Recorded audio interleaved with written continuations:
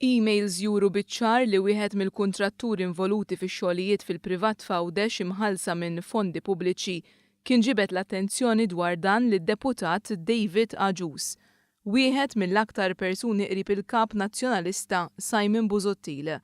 Il-Malta Today ippubblikat l-emails lil whistleblower fl-iskandlu ta' Għawdex kien bagħat lil David Agius, fihom kien kellmu dwar xogħlijiet illi għamel fl-ARP. Xogħlijiet illi saru skont is-sistema mħaddma mir-raġel tal-eks Ministru Giovanna De Bono illi kien jibgħat lin-nies jagħmlu x-xogħol fil-privat jew kunsilli lokali u jħallas daqs li kieku x-xogħol kien sar għall-Ministeru ta' Għawdex. Dan sabiex jinqdew dawk illi fl-elezzjoni ġenerali kienu votanti potenzjali tal-eks Ministru. Meta l-ġimgħa kien mistoqsi minn One News, David Agius kien kategoriku fit-tweġiba tiegħu.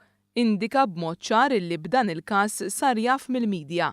Dikjarazzjoni li għamilha flimkien mal-Viċi Kap Mario De Marco. Sirt tafu bl-iskandlu ta' Għawdex mill-Malta Today intom?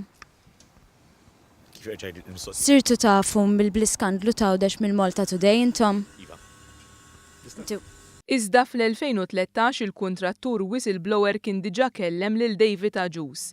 Hawn mhux biss ilmenta miegħu dwar ix-xogħol li ma tħallasx tiegħu, iżda saħansitra batlu ritratti tal-istess xogħol illi sar għas-Sindku tal-ARP qabel l-elezzjoni tal-2013, fosthom il-bażi tal-konkrit għall-ground tal-futbol.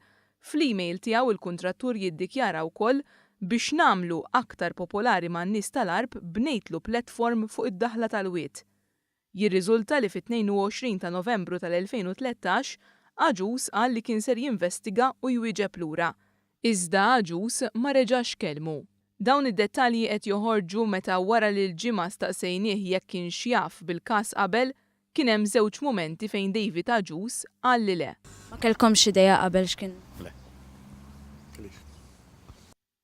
Lil Agius il-kuntrattur kompla jiktiblu hekk.